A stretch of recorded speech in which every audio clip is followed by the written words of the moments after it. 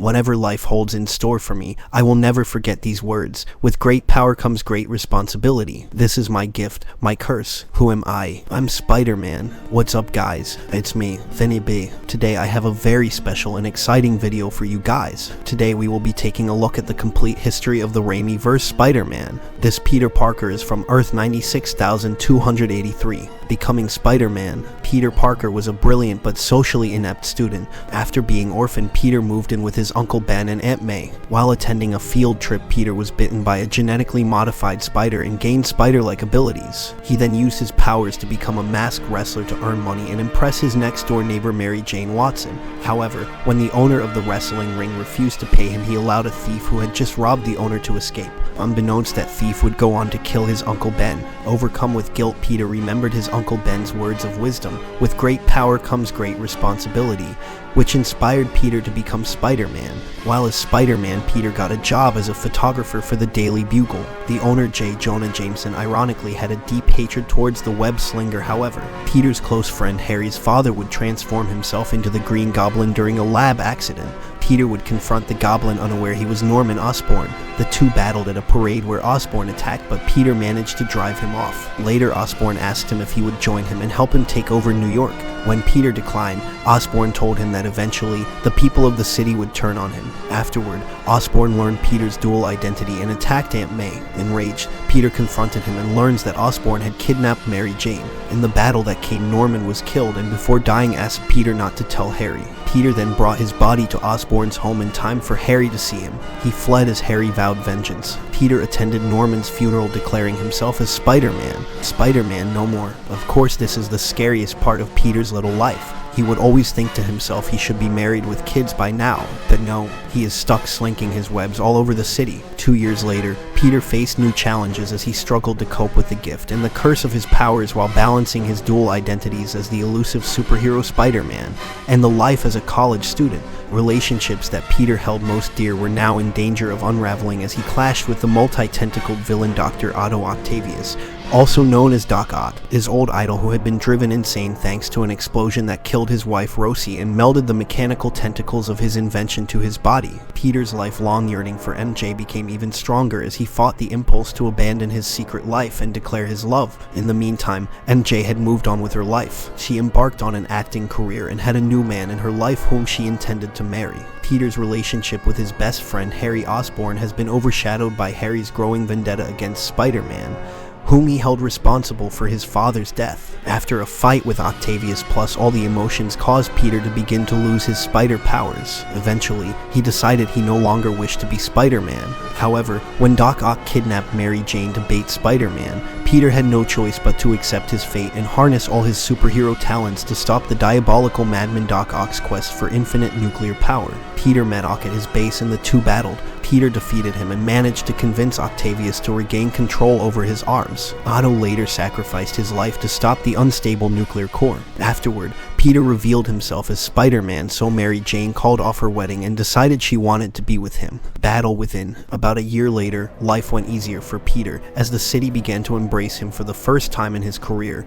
He was once again the top of his class and he was planning to propose to Mary Jane. However, his friend Harry, who had learned his secret, attacked him. Peter was forced to defend himself and knock Harry out. Peter would learn that the head injury would give Harry amnesia. Around this time, he discovered that the real killer of his uncle was Flint Marko, who later became the Sandman. While on a date with Mary Jane, an alien symbiote attached itself to Peter Parker's costume. It increased his strength but influenced his behavior for the worst. He fought Marko again and seemingly killed him. Once Harry regained his memory, Peter and he fought, this time ending with Peter disfiguring Harry's face with a pumpkin bomb. After some time, Peter got rid of the symbiotic costume when he learned it was slowly corrupting him. But the symbiote would survive after nearly being destroyed by Peter and bonded itself to Eddie Brock, creating the monster called Venom. The monstrous Venom kidnapped Mary Jane, and when Spider-Man attempted to save her, he was brutally beaten by the combined powers of Venom and Sandman. He was saved by Harry, who had seen the error of his ways and decided to help Peter fight Sandman and Venom.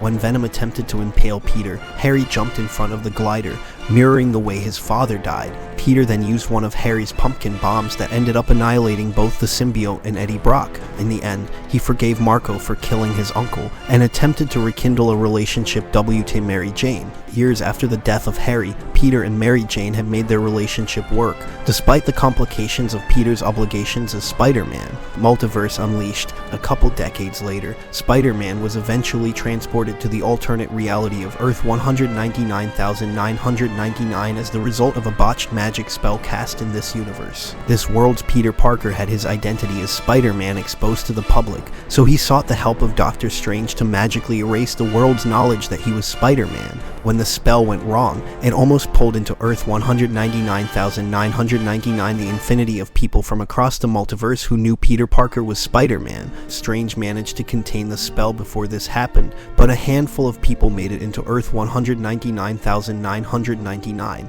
In addition to Peter, most of the multiversal visitors were villains, including the Green Goblin, Dr. Octopus, and the Sandman from timelines similar to Peter's set earlier in time. Peter was overcome with a gut feeling to help his native counterpart, but was unsuccessful in locating him. This changed when MJ and Ned Leeds, two allies of the native Spider-Man, attempted to find him themselves. Using a sling ring, Ned attempted to open a magic portal to find the Peter he knew, but the artifact honed in on the visiting Parker. This happened on his second attempt, since the first one had brought them yet another foreigner Spider-Man, the Peter Parker of Earth 120,703. MJ and Ned were joined by the two Spider-Men in finding their Peter on the rooftop of this world's Midtown High School, where he was mourning the death of his Aunt May. The two Peters spewed on their counterpart, and then all three worked together to finish developing cures for the visiting villains, and Peter took on the task of curing the lizard due to his previous experience. The three Spider-Men then lured the villains to the Statue of Liberty using the Machina de Cadavis as a bait,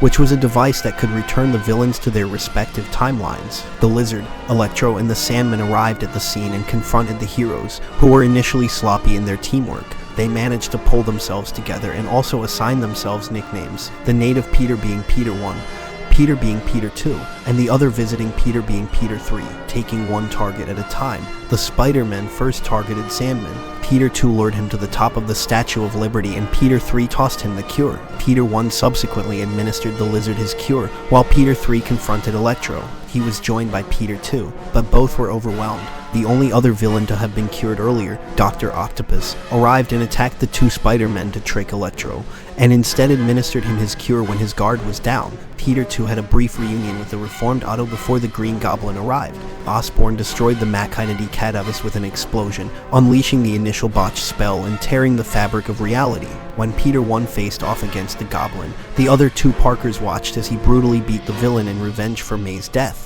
The two of them smiled and were happy to see Peter 1 win the big fight against bad old Gobby the Grouch. Peter 2 interceded to stop Peter 1 from killing the Goblin, bringing him back to his senses. With his back against the Goblin, Osborn stabbed him, albeit non-fatally. Peter 3 tossed Peter 1 the cure for the Goblin, and he administered it. With Doctor Strange failing to contain the effects of the Unleashed spell, the native Peter asked him to use magic to make the entire world forget his existence, thus neutralizing the effects of the initial spell. The three Spider-Men bid farewell, and all the visitors were transported back to their respective timelines. Powers. Spider Physiology. Spider-Man possesses the proportionate powers of a spider. The bite triggered numerous body-wide mutagenic changes within Parker, granting him superhuman strength, speed, toughened flesh, and numerous arachnid-like abilities. Spider Sense. Spider-Man possesses an extrasensory danger or spider sense which warns him of potential immediate danger by the manifestation of a tingling sensation in the back of his skull, and links with his superhuman kinesthetics, enabling him to evade most any injuries unless he cognitively overrides his automatic reflexes. The precise nature of this sense is unknown. It appears to be a simultaneous clairvoyant response to a wide variety of phenomena,